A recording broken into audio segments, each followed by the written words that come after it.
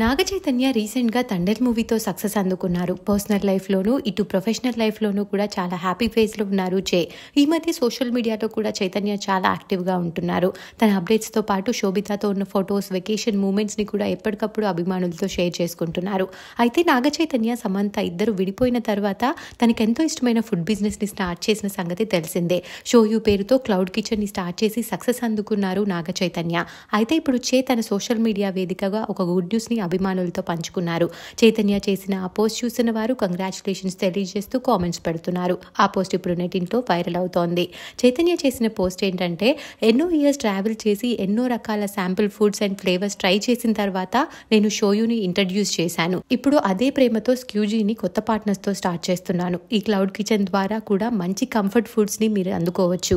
మీరు ఎంజాయ్ చేస్తారని నేను ఆశిస్తున్నాను అంటూ తన కొత్త బిజినెస్ని అనౌన్స్ చేశారు చైతన్య.